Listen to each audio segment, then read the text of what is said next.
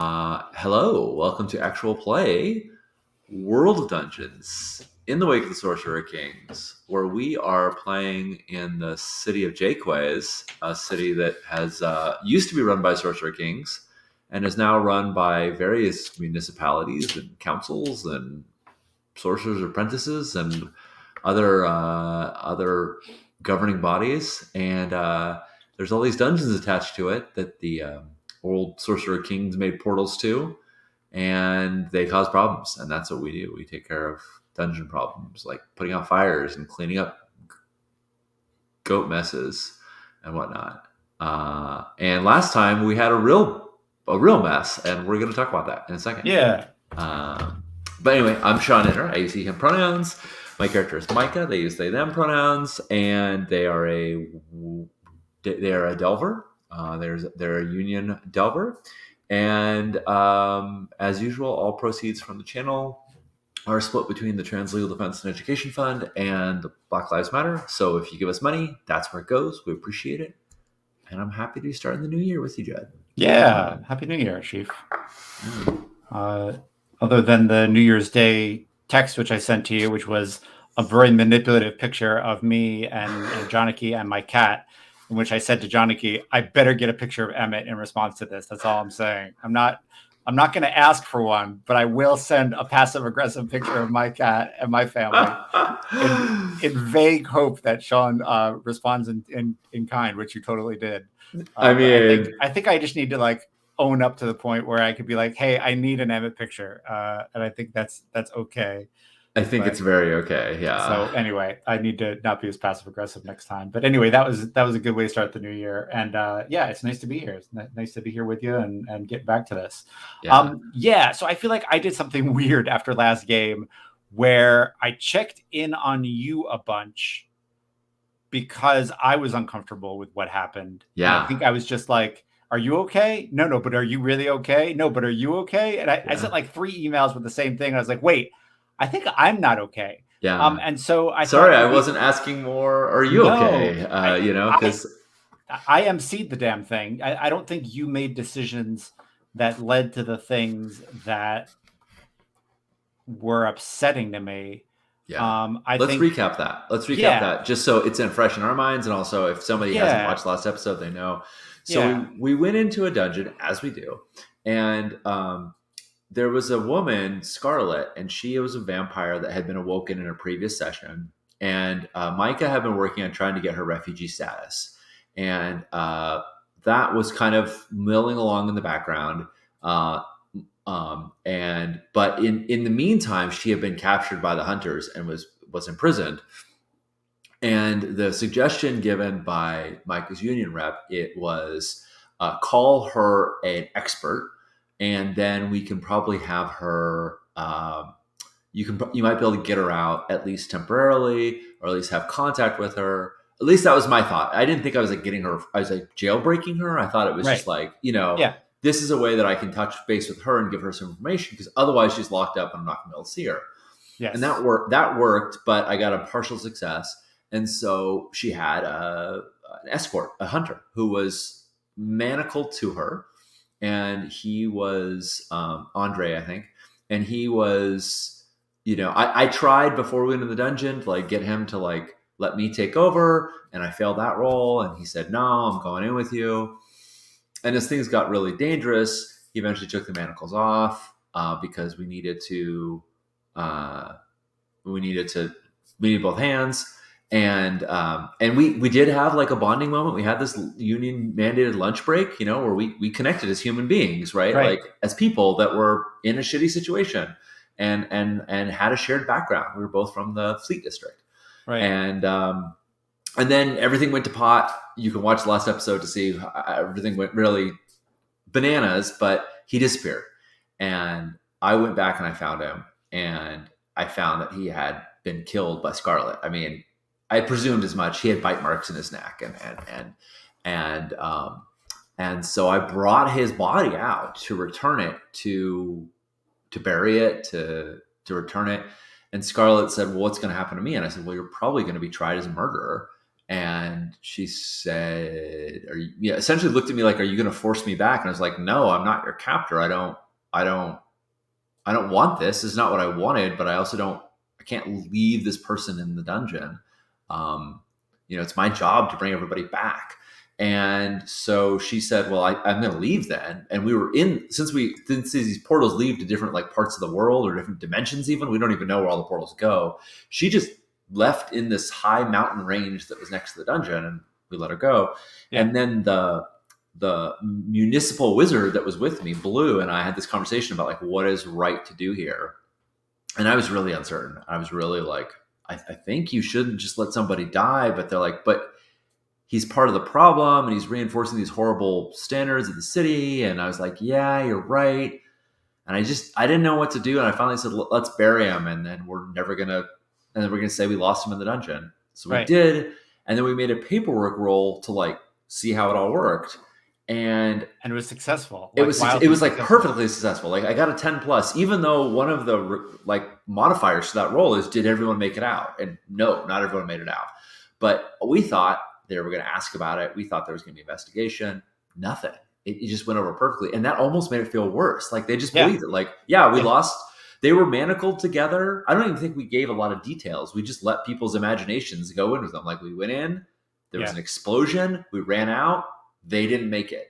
We didn't say the details because we wanted to be purposely vague. And basically, they just rubber stamped like, yep, it happens.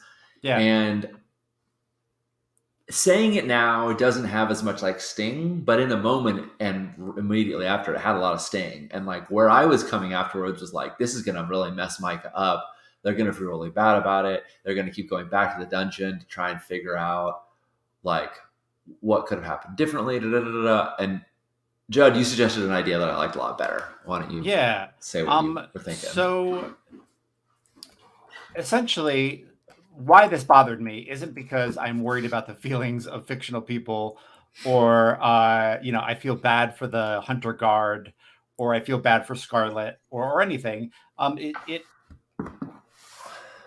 It tripped up over things I'm going through in my life and in ways that I didn't like. And more than that, it made Jakeways, which is a city that I do care about because it's this thing that Sean and I are making, and it's named after a hero.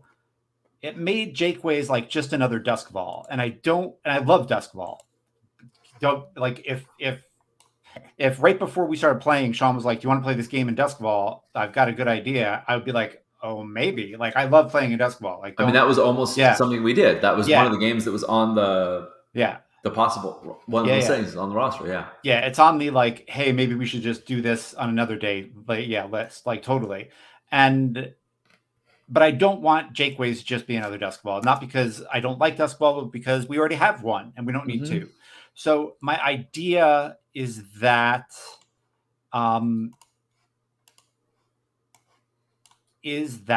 we so there are different ways we can do things when something happens in a game that we don't like, right? We can go back and we can edit, which I don't really feel like is totally necessary. But I think here's what I do want to see. I think your boss comes to you and says, hey, I know that you had a rough go. I know that you lost two people and that's fucking hard. So one of what I feel shitty about it too. And I don't like it. And I don't want this to ever happen again. But there's not a lot we can do to change what happened. But here's what we can do. We can talk to a community elder who the union knows and talk to them about changing the refugee laws and making them better. And that way we'll like, I picture Jakeways as having like lots and lots and lots of like community elders. And they all like show up at like city council's meetings.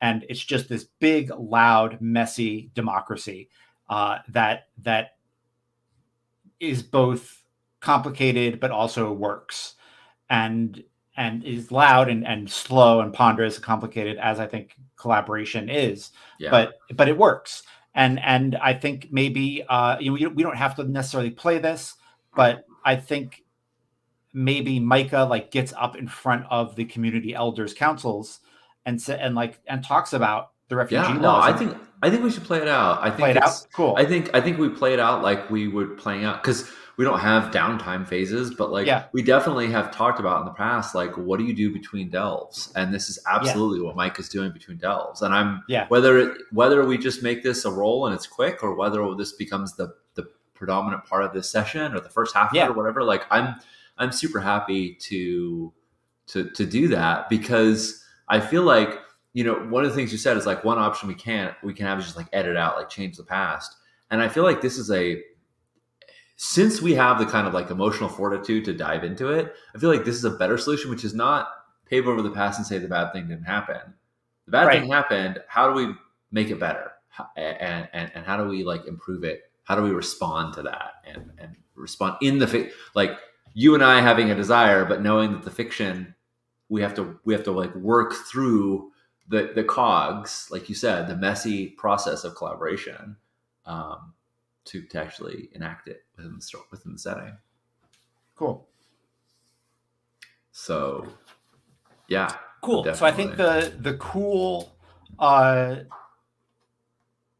the not cool. The person it's based on is cool, but that doesn't necessarily mean that this person is cool. The community elder who you are set up with is named Ruben, and they are a part of a smaller council, like within the city council. Like they break up into like these little specialty groups, right? That Task are force. like a task force that is dealing with the refugee laws. And one of the things that has come up in the refugee laws is that there are sapient species that delvers run across every day. Yeah. And so um I need her name. I just cannot remember. Flint. Flint, thank you. Yes. Goodness Yeah. gracious. Yeah. No problem. Yeah, Flint sits you down with Ruben, and named after former Bronx president Ruben Diaz, who just ended his long term, and is a cool guy. Yeah, she sits you down with Ruben at the chapter house, Yeah. and he says, I think he's a tall, bald black man with a graying mustache, a long graying handlebar mustache. And he shakes your hand and says, thank you for everything you do for the city. I've heard that our laws as written aren't working. Can you tell me about that?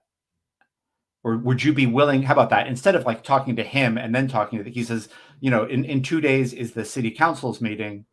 Would you be willing to stand up and talk about how it works or doesn't work from your point of view, and what it's like as a delver to deal with people who are also survivors of the Sorcerer King's abuses, and they just might not look like us? Yeah. Micah is new to this world, like new to this kind of thing, and their kind of initial response when Flint brought it up before they even got there was like, we should just not do it. And then I think it probably took a little coaxing on her behalf to like get Micah to like try and go through this process, Yeah. because again, this is Micah's hesitancy, not mine at all. But just like Micah is like, I don't know, like I don't know how to talk. Like that's not what I do. So like flashback forward to this moment, Micah looks to Flint for like the reassurance, like this is the only way to make it work, and says, "I'll do my best. I'm not an orator. I'm not a good speaker, or I'm not a rhetorician or a debater, but I can say what I've experienced and tell people why I think it's wrong that we treat some people that come out of the dungeons like victims and others like monsters." Um, He yeah. nods and says, "That's great.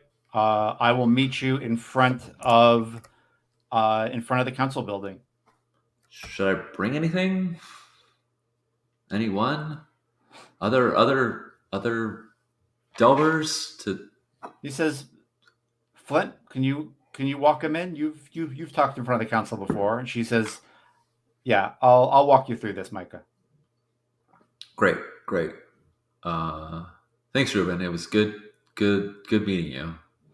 Good meeting you. And looking forward to hearing what you have to say. And I think, Flint and Kassan meet you, at the chapter house. And I think they're wearing clothes that are like, they don't look fancy, Mm-hmm. but for the first time, you're seeing them in clothes that they might, most of the time you realize that they're dressing so that if they need one extra delver to go in, they can be back up. Yeah. Right. They can be back up. Yeah. And like for the first time you see them in, clothes that you wouldn't go into a dank demon haunted pit in. Yeah. And it looks different. They look different, I think, Kassan has like a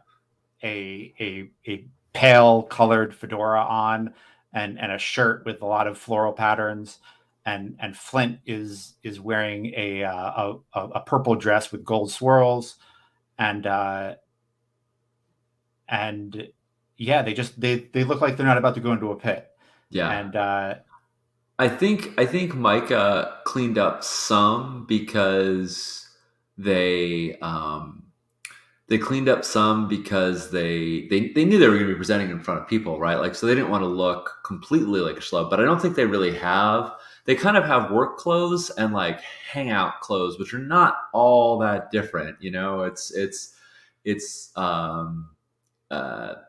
they don't have any like dress wear, right? yeah, But I think the thing that they struggled with a lot and that they're still uncomfortable about was whether or not to like reveal their disability. And so they're wearing a cloak that's fastened at the top, which they almost never wear because cloaks are super impractical in a dungeon. But it goes over their shoulders, so it's not immediately obvious that they're missing, that they don't have, their right arm is missing. And so that was something that they were like debating back and forth. I don't want to bring attention to this because it's not the focus of it. I don't want I don't have to I'm not going to say anything about it, but I just like don't want to have to like deal with that. So like, that's the weird thing about Micah's dress is that Micah's attire is that they're wearing this cloak, which again, they would virtually never wear a cloak into a dungeon. They usually wear really loose fitting stuff. So if they have to turn into a werewolf, it's okay. And so that if they're going along craggling things, a cloak doesn't get caught on something. But yeah. So yeah. Flint says, you look nice, Micah. And the first time I went for the council, I wore wedding clothes and it was too much. I looked like a fool. So you're looking good. And Kassan says, nothing wrong with wedding clothes. And Flint says, yeah, it wasn't. I looked out of place. I looked like I was a week late to the prom is what I looked like. And she says, listen, it's loud, but no one's going to interrupt you when you're talking, I don't think. And it's chaotic because that's how things are run. That's how Jakeways is. Yeah. But when you're up there talking, they will listen to you. Just, speak what's true to you. And I think you'll be fine. And don't be afraid to be passionate and show what you feel. Ruben's got our back. And he's been on the council forever, as was his father. And yeah, don't sweat it. Just I know it's nerve wracking, but just be, let them see Micah that we know, the one who all the delving support people follow into holes and know that they're going to get out safe because they trust you. And if you let them see that person, then you'll be fine. I think it's hard for that to sink in to Micah. Yeah. Like they hear it. I don't think Flint like doles out compliments a whole lot, right? No. Yeah. I think Micah has this, kind of like Micah's appreciative, but still has this kind of deer in headlights look of like, this is a new world for me. I don't know what's going on here, and it's sort of like nodding, but like clearly also like very distracted by like watching people go in and seeing how they're dressed and whatnot, and Yeah, finally they're like, thanks for having my back, Flint. I really appreciate you taking the time to be here and to support me. of course, of course. This is part of the job. In some ways, you can get more work done in a day like this than you can in 100 days in a delve. So anyway, let's head in. I think you head in, and this was once actually. You know what? I think this is a new building that has gone up since the Sorcerer Kings left. I think like it used to be a lab, and the lab was torn down, and it's one of the first buildings that the people of Jakeways built for themselves. And it's this pretty resplendent council chambers with tiered balconies overlooking this huge council chamber, so that people from different neighborhoods can come and see what their elders are doing, and the elders all wear these sashes with their neighborhood names on them, and it's kind of loud and social and milling about, and as you enter, Ruben sees you and asks you to sit, where the speakers sit. And so like you're kind of seated off to the side, but not like up in the gallery with like folks from the community, but Right. like down with the counselors and the elders In the pit. yeah, so to Yeah. speak. And I think on the ceiling is a mural of all the different kinds of people who live in Jakeways, and like it's still being painted. It's not finished yet. Like people come in at night and try and get to work on it, but it is not done. And someone, the head elder or bangs a gavel and says, let's get to our seats, folks. We've got a few items on the docket, but I think the most important one for tonight is something that I hadn't considered, which is how our refugee laws affect our municipal delvers. And Elder Diaz brought this to my attention, and we have a lead delver here who survived a delve recently where a young woman who was in the process of being granted refugee status and a hunter were killed in an unfortunate fire. And I just wanted everyone to see what the results of our laws are. That when we make laws, it is not to put it on the books. It's not to win a fight. It's to affect lives. And this is a way that this law has affected lives that you might not have considered, or maybe you have. But I think it's important for everyone to hear. And I'd like to welcome Micah the Delver up to the speaker's position. And I think there's like a nice applause, like a more than polite Right. Nice. applause. I think it's like we've talked about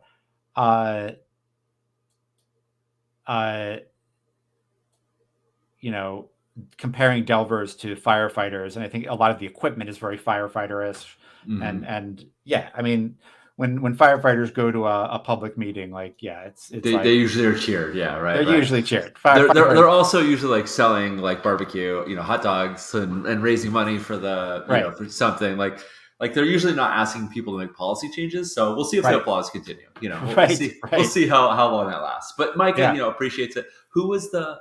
Sorry to put you on the spot with names. But who was the person who was like officiating? Who Oh kind of yeah. invited me out?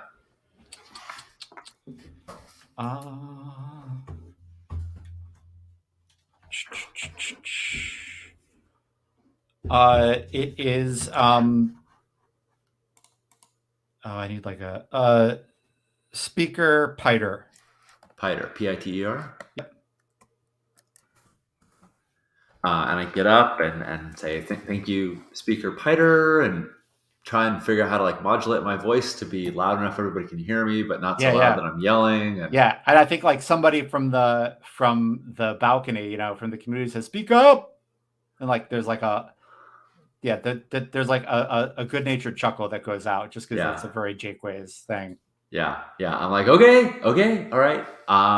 And I'm not going to raise my voice, but Micah is definitely, trying to use their best projection and not shout, but certainly speak loudly. And they say, as the Speaker Piter said, I'm a lead delver. I've been working for years in the Fleet Street district. And I want to tell you a story. I don't want to waste your time, but I want to tell you a story because it's not the kind of thing that I think we expect when we go into these delves. When we go into these delves, everybody, yourself, myself included, we expect there to be messes left behind by the Sorcerer Kings, but we don't necessarily expect there to be people there. Yeah, And I think like when you say Sorcerer Kings, like people stamp their feet and hiss, as if like, yeah, like we don't even want their energy in this room, like not hissing at you, but just like, yeah, it's just like everybody, like, people like go on their tables and but like that, then they stop immediately to let you continue. Yeah. So I pause for the enthusiasm, and then and I say, in a delve that I went to, I found a woman named Scarlet, who was a vampire created by one of and by one of them, and like instead of invoking their name, like Mike, it just kind of like refers to like all around Jakeways, like we know who they are, right? We know what I'm talking about. And she was to serve the blood mother, and instead was woken up by somebody. I don't know who. Somebody from Jakeways, in all certainty. Somebody came through a portal and woke her up. We still don't know who it was.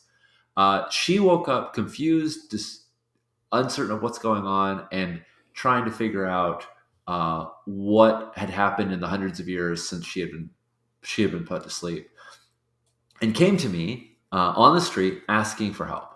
And I did what the laws say that we should do. I walked her through the process of applying for refugee status.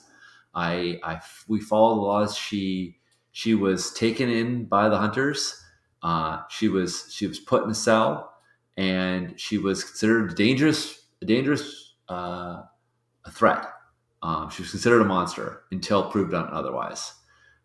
Later in a delve, I needed her assistance, and we were granted access, but we were granted access on the end of a chain.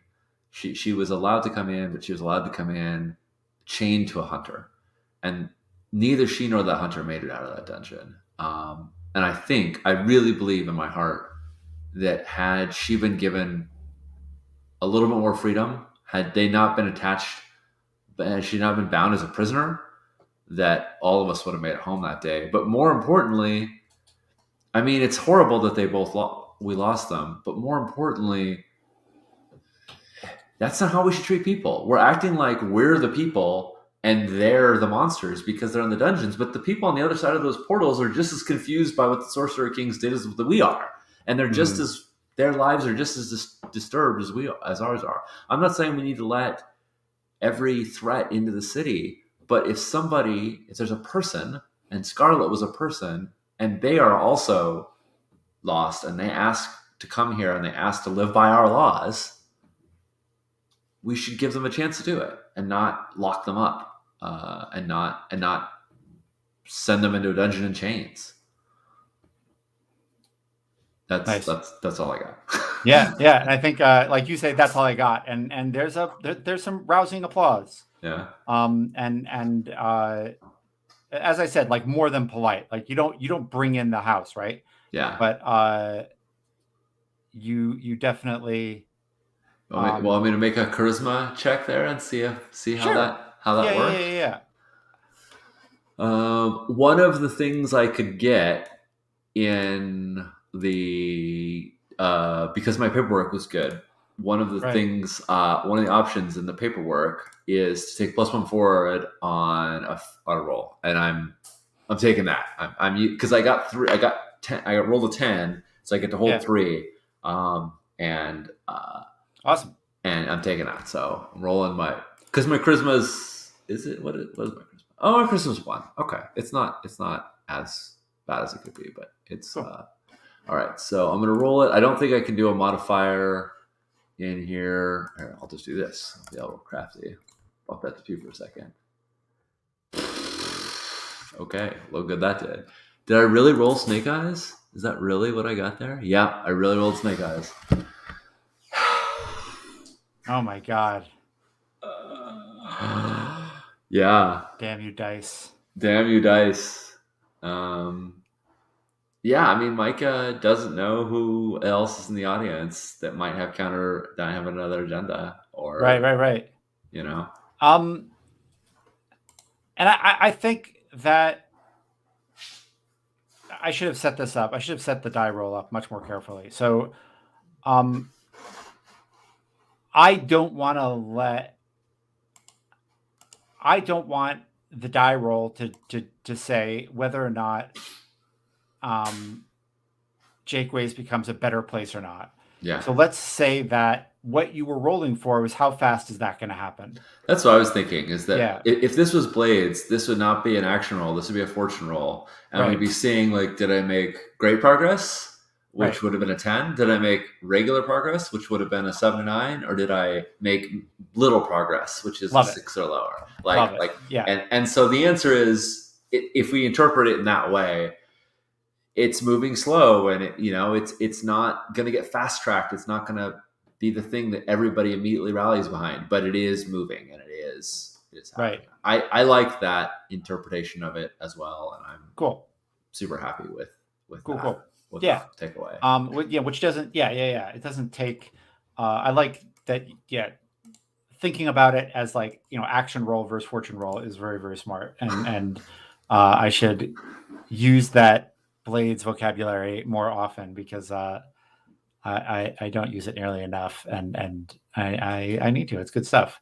Yeah. It's got some good dice in there. There's a good design there. Yeah. Oh, and we got. Oh, I forgot. The only features cheers us based on based on the rolls. I gotta get more rolls for more cheer. Thank you for the cheer. Yes. Thank you. Only features. And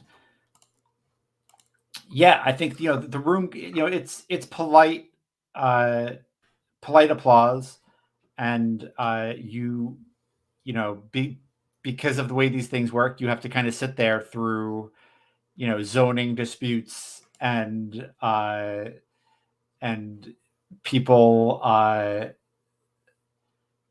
making complaints about garbage pickup, and all the and old buildings that no one owns yet, because the Sorcerer Kings owned everything, and the roofs are leaking, and so who's going to fix that? And just all this stuff that happens all over Jakeways every day, that you kind of get to sit there and look through.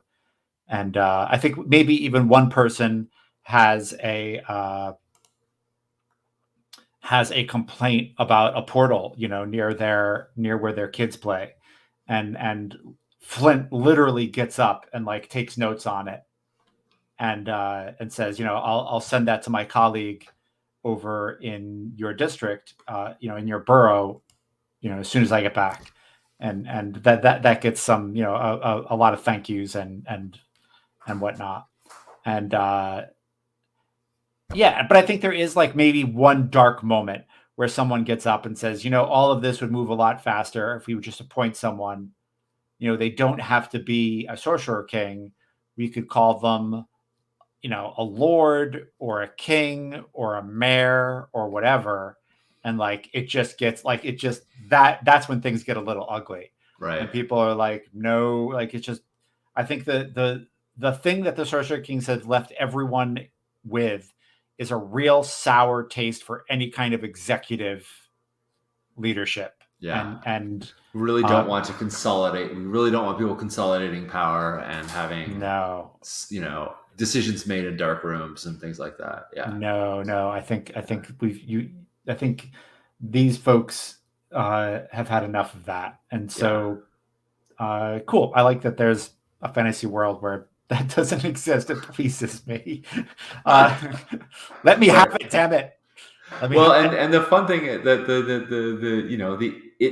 when one person's making decisions are made much faster. I mean, that is a truism, right? Right.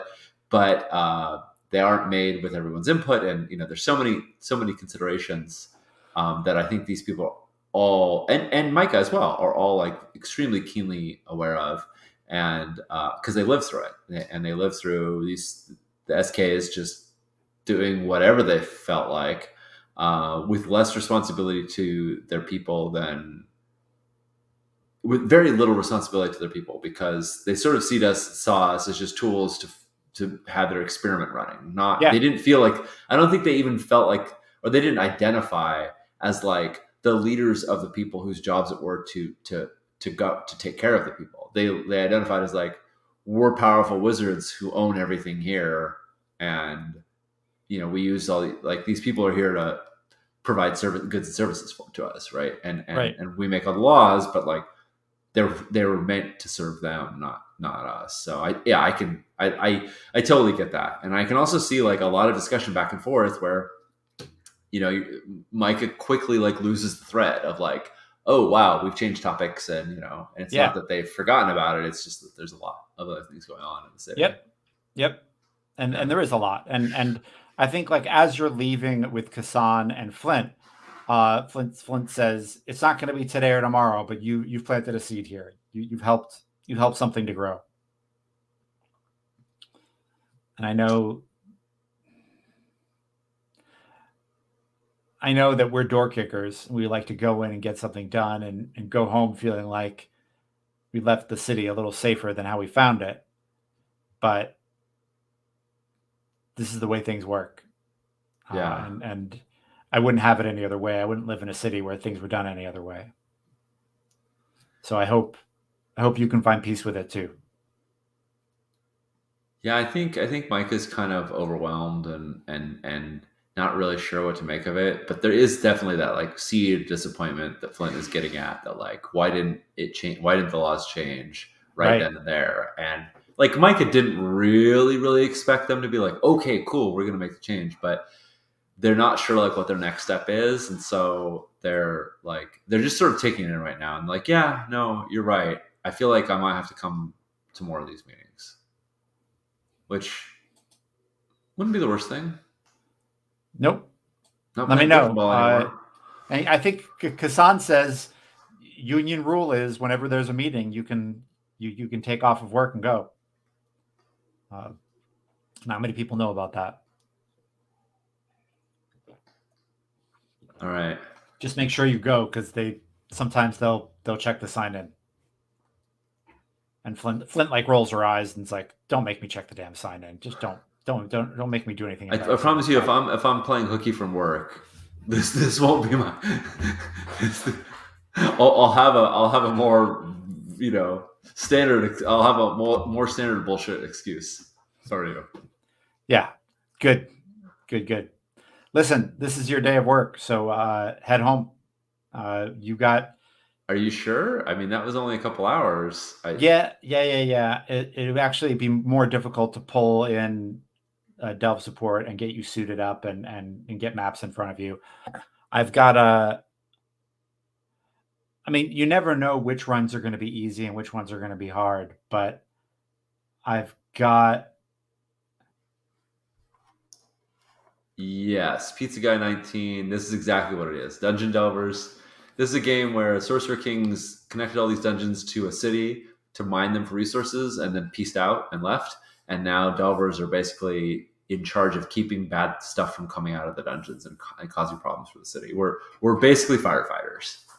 So yeah, that's the premise of the game. Yep. I will, Pizza Guy 19, I will send you a link about the game if that interests you, to my blog. Up it goes. And if you want another one about what I do when I make dungeons for this, let me know, and I'll gladly send that to you too. Flint says, I've got a delve set up for you tomorrow. We never know which one's going to be a tough one and which one's going to be a bad one, but you get an instinct. And I feel like this one is not so bad. We've got she like gives you a piece of paper with like the address of someone. This is a monk who used to live at the monastery that you'll be delving into, and it was a monastery set up by the Sorcerer Kings. Anyway, you can go visit them on your way into work if you want to. You can come in a little late. Take a walk, talk to someone, do a little research, and I'll have delve support waiting for you when you get there. All right.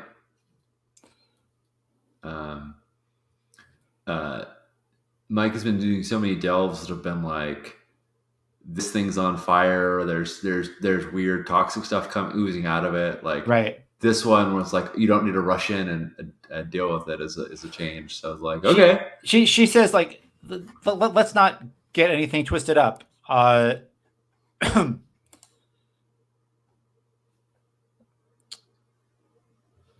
Every year, the city elder who is in charge of that block dies. It's always an accident or a heart condition or something, or a carriage accident. But we think it might have something to do with the monastery and this portal. Nothing direct, but that there's some bad Sorcerer King radiation coming out of this thing, and we just want, as I said, I don't think this is a bad delve, but there's never really a great one. But there doesn't seem to be a monster squatting in it just yet. But who knows? Maybe I'm wrong. All right.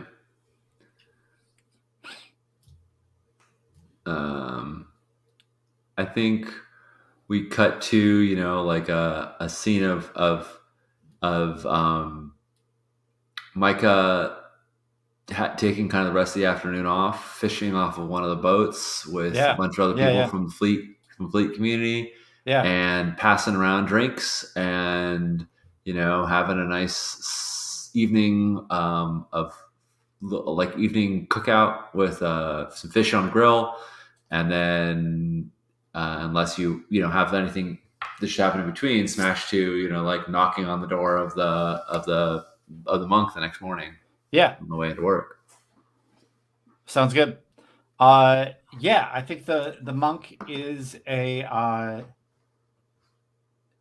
she is an older lady with big strong hands.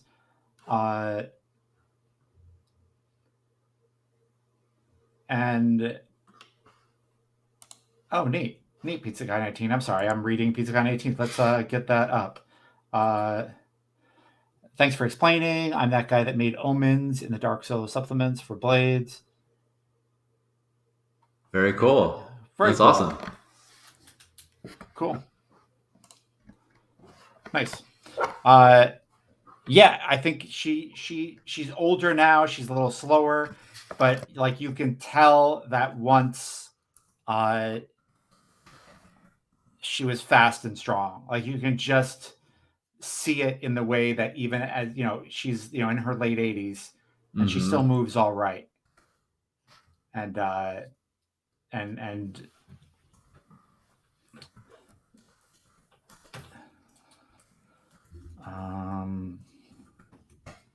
I need a name, and I've got one. I'm Vanda. You're the Delver. Amanda. I'm Micah. Yeah, I'm the lead municipal delver. And do you know the circumstances of the name of the dungeon? I think that you sent over to me. That is, where is it? I just had it. Monastery of 100 Flowers. Yeah, I'm like, I'm going in today to the Monastery of 100 Flowers. I heard that you used to practice there. I did. I lived there for quite a while, and I would back when the old bosses were in town, we used to go after their pets and steeds when they got away. We would wrangle them, or we would do violence to them. Why 100 Flowers? That was the name of the martial arts. I don't know why. I don't know. It's pretty. All of the poses and stances and footwork were named after flowers.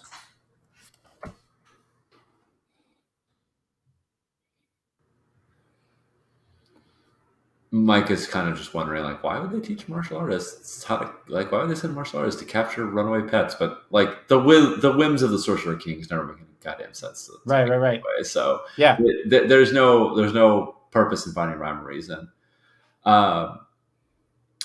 I've heard, and I'm hoping that I'm not like tipping Flint's hand. I'm hoping, I realized like I should have asked, like, oh, does everyone know about this? But just gonna spill the beans. I've heard that the elders who are the community leaders, rather, who are next to this portal, just have unfortunate accidents. Really? Yeah, that we haven't been able to keep somebody in charge of that area for more than a year without something bad happening to them. That's upsetting. Individually, they're normal occurrences. Sickness, carriage accidents, but collectively it seems like something's awry. Was there any sort of weird, I don't know, curses or malevolent eldritch energies that were housed in the monastery? One of the heads of the monastery was killed by a Sorcerer King directly.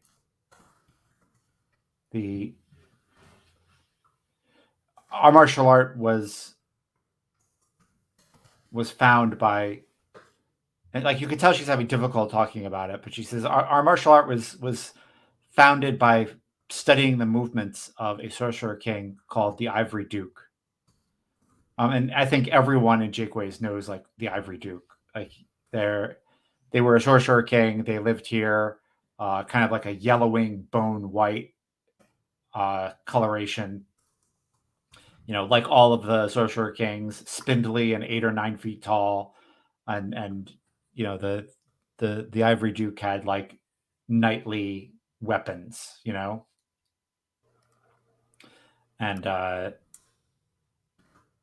and she says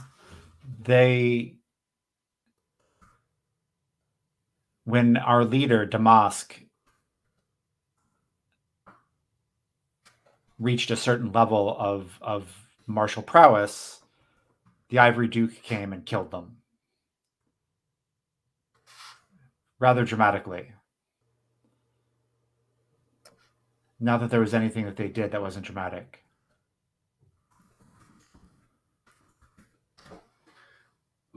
Any reason given?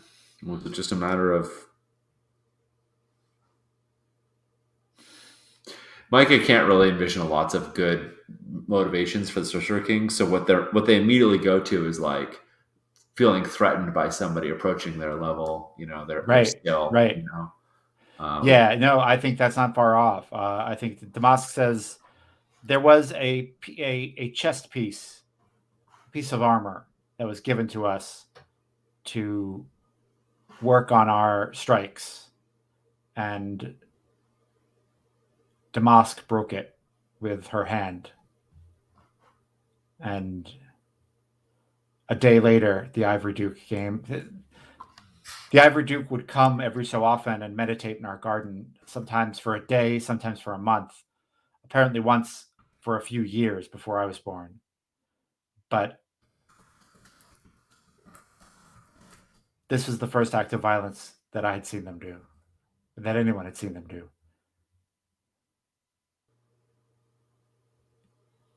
And okay. like everything they did, it was swift and yeah, like she starts to say a B word, and you're not sure if she's going to say beautiful or brutal. And finally, she settles on brutal.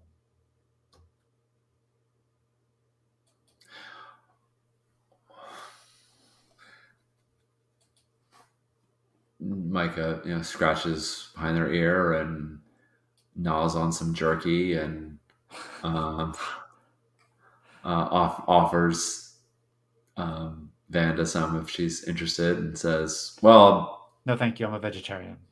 oh, okay. I got some bread somewhere in here. It looks in like a fold. No, maybe not. Um, well, I'm sorry to hear about your leader, Damask.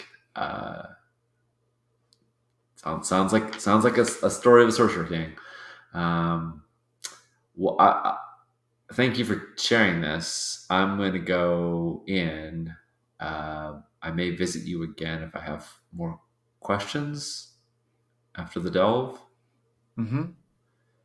Anything you want me to take there or bring out while I'm there? I mean, I'm not technically supposed to hand over anything from a delve to a civilian. That's all supposed to go back to Of course. headquarters. But if there's a flower or some item of not particular, it wouldn't be considered part of the delve itself.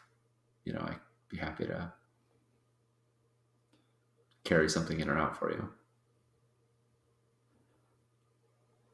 When you are in a dark room, surrounded by the cruelty of inhuman forces that have strip mined our world and left it, and you feel like there is a fell creature coming towards you to do you harm, or your colleagues, how do you stand? Strange response to a innocuous question. Right. I think it's definitely like she's not responding to your question, right? She's just Yeah, like that's fine. Like, she's nearly 90. She's nearly 90. She does not have time for this bullshit. She's yeah, answering the question she wants to answer. yeah, right. Like, whatever you ask, I don't care. And um, Micah doesn't have any weapons on them or anything like that because they haven't gone to Kasan and gotten stuff issued, and they like don't carry weapons on them. Like, it's like not a thing that they normally do. So, um, Micah takes something of like a boxing stance, and it where you're reducing your where they're kind of just facing their side to Vanda, and trying to reduce places that could be hit, and they have their hand out, and it's not like in a fist, but like it's an open hand, but kind of ready to block, catch, and it's certainly not like a martial art per se, but it's just like sort of their instinct, that like what they learned in the ways of grappling and brawling and Yeah, wrestling yeah. and whatnot. So Yeah, I like, think and they're not really actually in the stance. They're kind of just like in alluding to it, right? Like they're not like in a fighting stance. They're sort of like in like this is basically more or less what it'd be like, you know? Yeah, yeah, yeah. She gets up and walks around you, and uh, she was kind of moving like an elderly person before, but like when she walks around you to assess how you stand, she just becomes a younger person, and she says, "May I put hands on you?" Sure, yeah. Good, good. And yeah, she like bends your knees a little more, and and kind of adjusts your spine, and uh,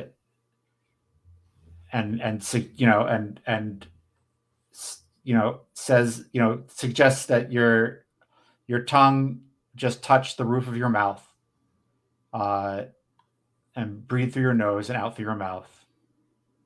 And she asks you to do that for 10 breaths, and then kind of watches you and says, "That's good.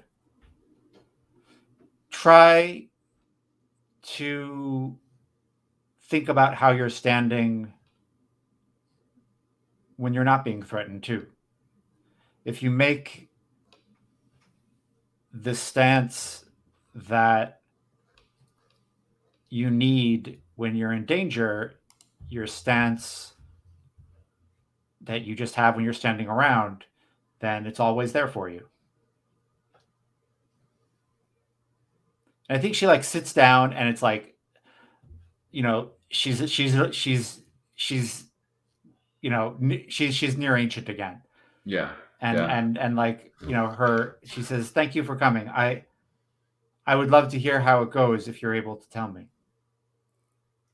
Yeah, I'll report back what I can.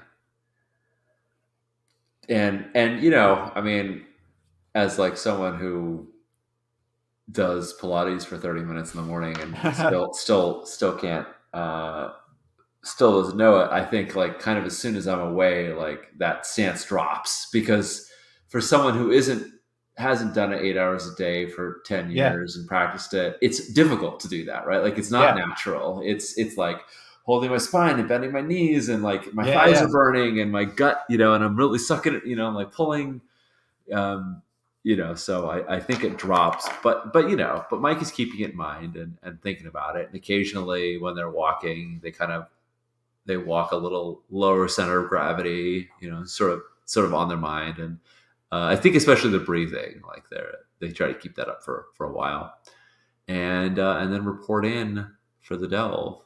Cool. Cool. We've been at this a little over an hour. Do we want to take a bio break and then come back and delve? That sounds great. Awesome. We'll check our own postures, watch our stances, and our breathing. Friends, thanks for hanging out with us. Thanks for if you've watched this section. I know it was not action packed with violence, but it was a real important part of the making the setting our own and making the setting a world that we want to play in. And so thanks for hanging out with us. And Judd, thanks for playing through that with me. Yeah. Thank you. I mean, I've had a lot of weird gaming experiences where things happen at the table that you're not thrilled with, but I haven't had one where I was upset and didn't realize it. And like, it took me literally like 48 hours to be, to realize that, oh man, I didn't, it's not that I'm worried about him, although I am, it's that I didn't like it. And it took me a while to figure out why. So sometimes you just got to get some distance, and yeah. It was good to talk that through with you, and thank you for helping. That was great. Awesome. All right, friends, we'll be back in a couple minutes, and take a little bio break yourselves.